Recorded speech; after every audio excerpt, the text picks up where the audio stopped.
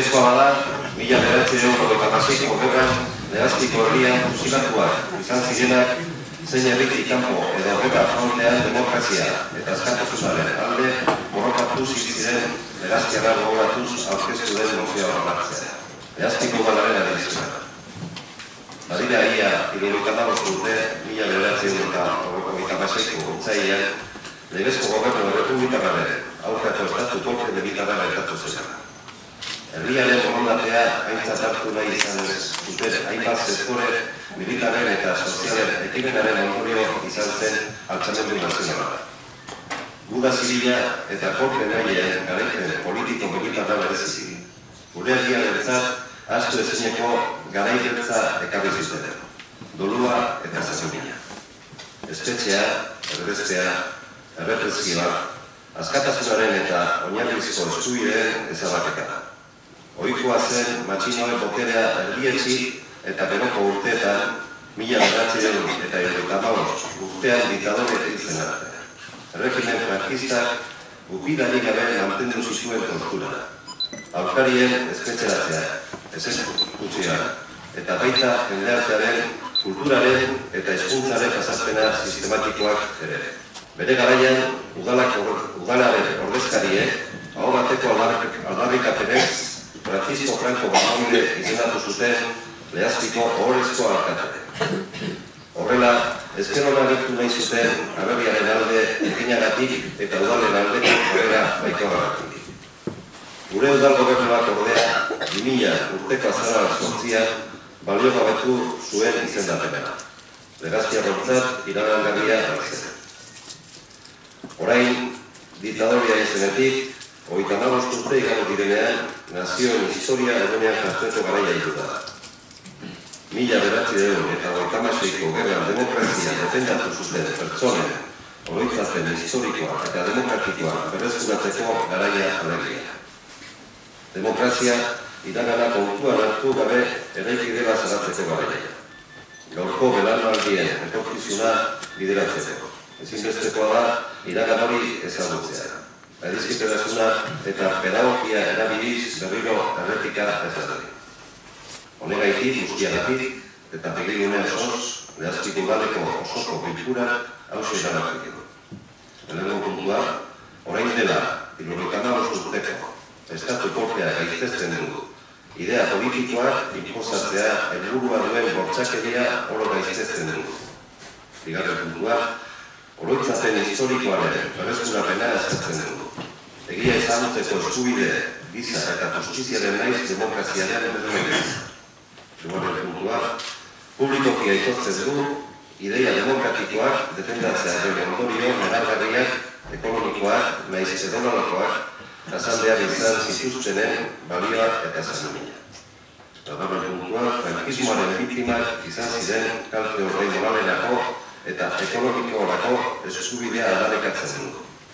Bosgarren puntua, herrien arteko laguntasunaren eta ideia politikoen alde, demokratikoki borrokatzen dutenen, berrerizkidetzearen alde lan egiteko konpromisoa hartzen du.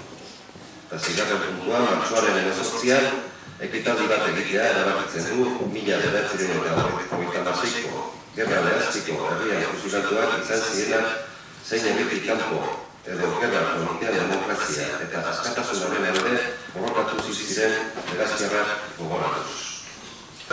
Adolfo Alonso Fernández, borrokan hila, muerto en combate.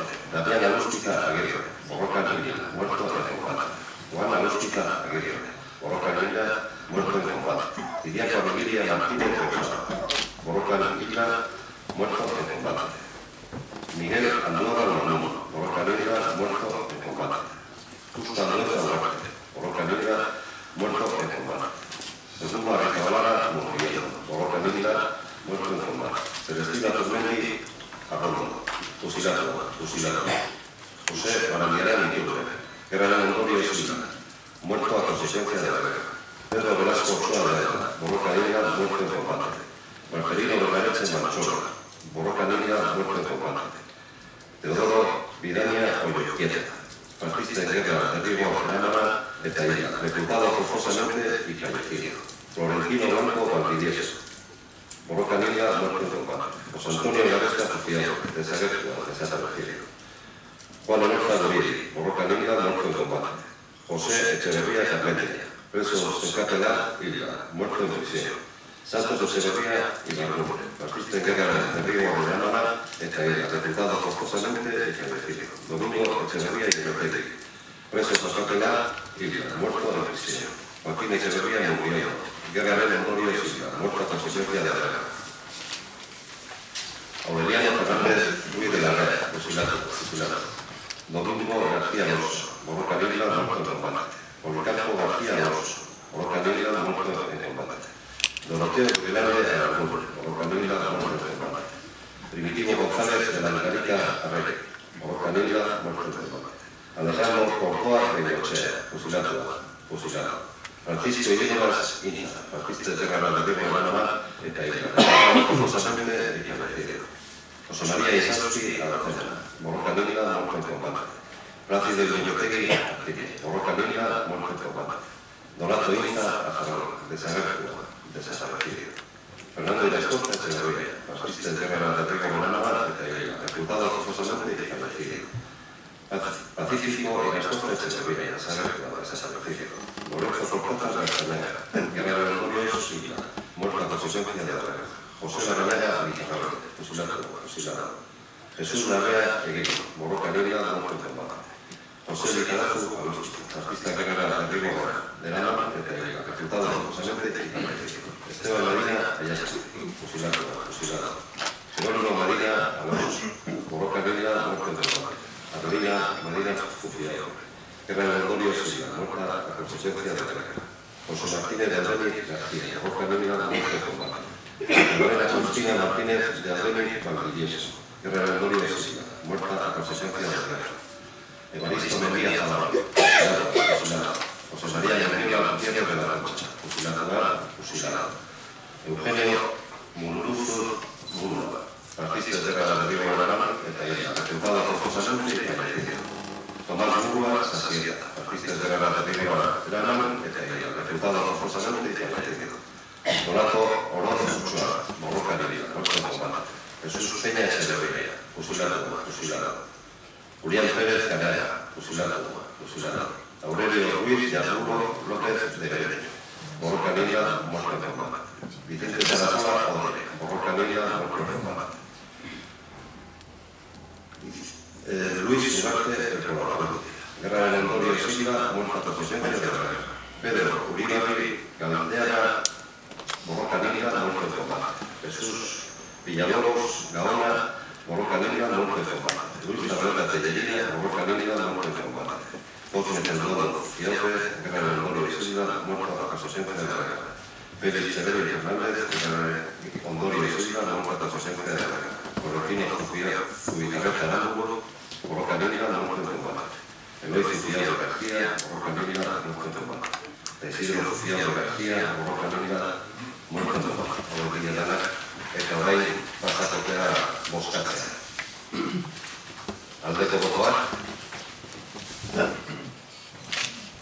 kontrako botoak, abstentzioak. Adierazpena onartzen da, se aprueba la declaración. Guardión. Oroimena ez da letrasez idatzi daiteke konzeptua. Iraganeko gertakariak eta historia kolektiboari zor diogun begirunea. Ezinbesteko gaiak dira gure herria gizalegez ulertzeko. Horrez gainera, pertsonen gainean eraikitzen da, ezinbestean oroimenaren arkitektura. Ez dago atzera begiratzerik, nonai jendea aurkitu gabe. Izan ere, oroimenaren orubean bizigarri ditugu pertsona. Historia ere, pertsonen nondik norakoak ikertzen dituen zientzia da. Banakakoa, zein multzokakoa, gertakarien akuilu eta narratzaile. Lekuko edo egile, irabazle edo galtzaile. Kontrakoa dirudien arren hauek ez dira premisa antzua. 1996ko udaren amaieran, Errepublikaren aurka matxinatu ziren tropak sartu ziren indar handiz Legazpiko kaletan. Orduz geroztik, Euskal Herriko beste herri askotan bezala, samina eta beldurra edatu zen gure herrian zehar. Galtzaileen sufrimendua hamarkadetan izan zen Legazpin. Eta asko pairatu zuten errepresioa, bazterketa, humilazioa eta ukazioa.